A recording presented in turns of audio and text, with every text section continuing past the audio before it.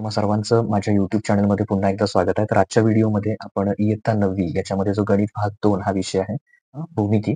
तर त्याच्यातलं प्रकरण क्रमांक 3 त्रिकोण.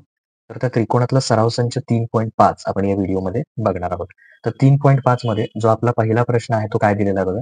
जर त्रिकोण XYZ समरूप, हे कसलं चिन्ह आहे समरूप त्याचं, LMN, तर त्यांचे जे एकरूप असणारे संगत कोण आहेत आणि संगत बाजू आहेत. तर ते काय करायचे आहेत, लिहायचे आहेत. मग त्यासाठी काय करायचं सुरुवात करताना पहिल्यांदा जे त्रिकोण समरूप दिलेत कुठले कुठले XYZ. XYZ हा समरूप आहे कुणाला, LMN ला. तर हे प्रश्नामध्ये आपल्याला दिलेलं आहे म्हणून काय लिहायचं, पक्ष असं लिहायचं.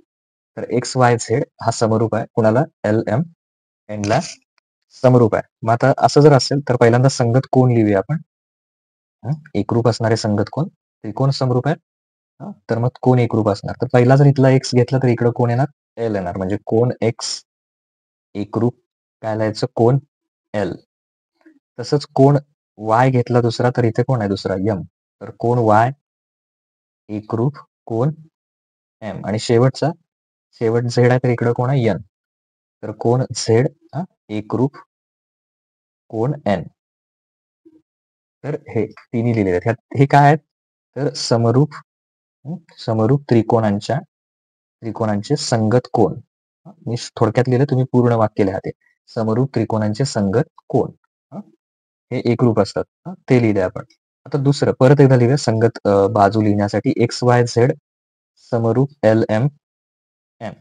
आता संगत बाजू कशा लिहायच्या, तर संगत बाजू लिहिताना जर इकडे XY घेतला आपण तर इकडे कोण येणार, LM. तर संगत बाजू XY. आता इथं एकरूप दाखवायचं नाही, गुणोत्तर समान असतं. म्हणजे XY छेद LM बरोबर दुसरे शेवटच्या दोन कोण आहेत, YZ. तर इथं शेवटचे दोन कोण येणार, YZ छेद MN. आणि तिसरा XZ, पहिला आणि तिसरा XZ छेद LN. XZ छेद LN. तर हे कसलं, समरूप त्रिकोणांच्या संगत बाजू. समरूप त्रिकोण असतील तर संगत बाजूंचं गुणोत्तर काय असतं, समान असतं. ते इथं वापरायचं, हे लिहायचं इथे. तर अशा पद्धतीने आपण प्रश्न क्रमांक 1 सोडवला. आता प्रश्न क्रमांक 2 बघूया. आता प्रश्न क्रमांक 2 मध्ये XYZ हा त्रिकोण आहे. त्याच्यामध्ये XY 4 सेंटीमीटर आहे, YZ 6 आणि XZ 5 सेंटीमीटर आहे.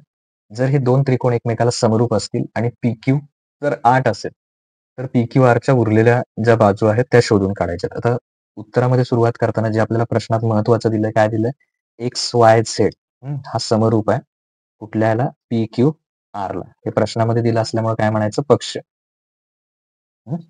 XYZ समरूप PQR. आता इथे बाजूंचा उल्लेख आलेला आहे आणि बाजूच शोधायचे, त्यामुळे संगत बाजू घेऊया. जर इकडे XY असेल तर इकडे कोण आलेला, PQ. म्हणजे XY छेद काय येणार, PQ. परत शेवटचे दोन घेतले YZ, तर इकडे YZ ला कोण येणार, शेवटचे दोन QR यांचं गुणोत्तर. आणि शेवटी पहिला आणि तिसरा म्हणजे XZ ला इकडचं कोण येणार, PR. XZ छेद PR. मग आता इथं काय लिहिणार आपण, तर समरूप त्रिकोणांच्या संगत बाजू. संगत बाजूंचं गुणोत्तर काय असतं, समान असतं. मग आता हे इथे वापरल्यानंतर आता ज्या किमती दिलेल्या आहेत, XY ची किंमत किती दिलेली आहे बघा, 4. PQ दिलेला आहे आपल्याला, PQ किती आहे, 8. YZ दिलेला आहे 6 सेंटीमीटर. तर QR आपल्याला शोधायचा आहे. बरोबर. आणखीन XZ किती दिलेला आहे, 5 सेंटीमीटर. मग इथं XZ ची किंमत टाकूया 5. आणि काय शोधायचं, PR बरोबर किती.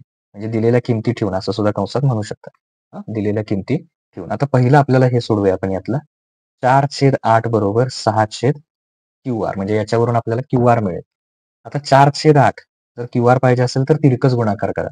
म्हणजे 4 गुणिले किती येणार, QR बरोबर 8 गुणिले 6. तिरकस गुणाकार आणि मध्ये बरोबर चिन्ह.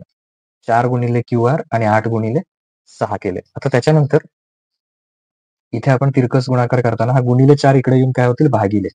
म्हणजे QR बरोबर 8 गुणिले 6/4. म्हणजे QR किती येईल, QR शोधत असताना तो किती येईल, तर 4 एक्के 4 आणि 4 दोन्ही 8. म्हणजे काय काय राहिले, 2 गुणिले 6 राहिले. म्हणजे QR बरोबर किती येणार, 12.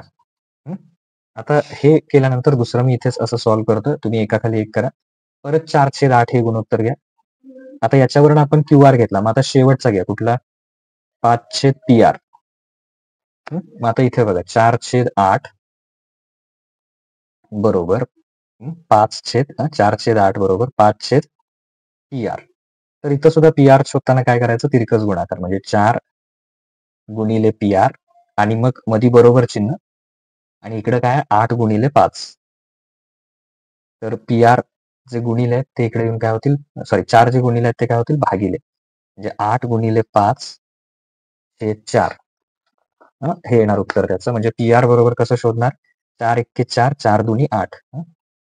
तर PR किती येणार? 5 गुणिले 2 म्हणजे 10. म्हणजे उरलेल्या दोन बाजू त्यातला एक QR 12 असणार आणि PR ची किंमत किती असणार आहे? 10 असणार आहे. ओके.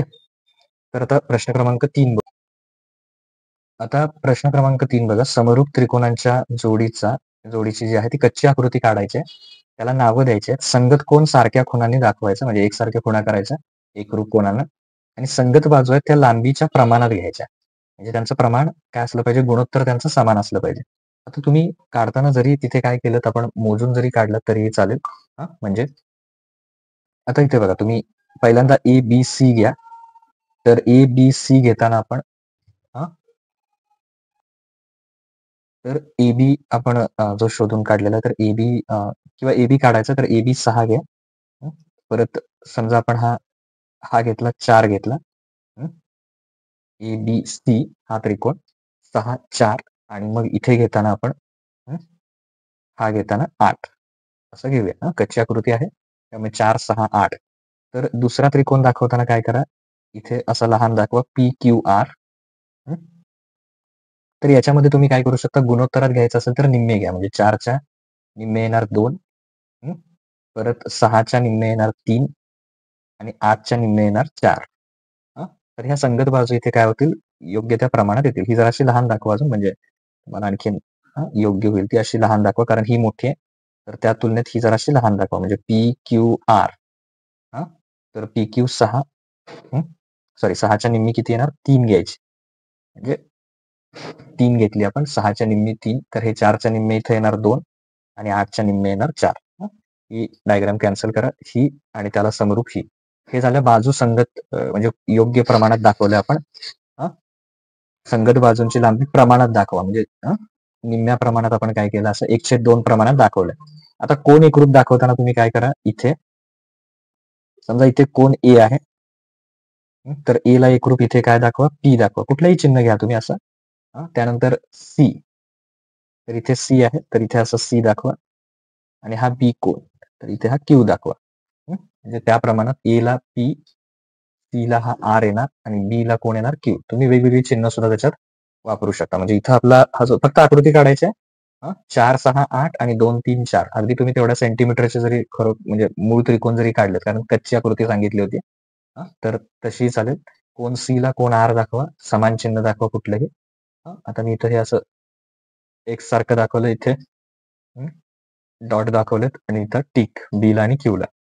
तर तुम्ही वेगळी चिन्ह वापरू शकता किंवा तुम्ही घेताना हे प्रमाण 3च्या पटीत वगैरे पण घेऊ शकता. तसंही चालेल. तेही बरोबर आहे. तुमच्या सोयीनुसार पण प्रमाण इथं प्रमाण घेताना आपण किती घेतलं? 1:5 2 घेतलं. तुम्ही 1:3 किंवा 2:4 अशा प्रमाणात घेतलं तरी 2:5 वगैरे असं घेतलं तरी चालेल. आता इथे आपला सराव संच झालेला आहे. हे प्रकरण पण झालं. पुढील व्हिडिओमध्ये आपण त्याचा संकीर्ण प्रश्न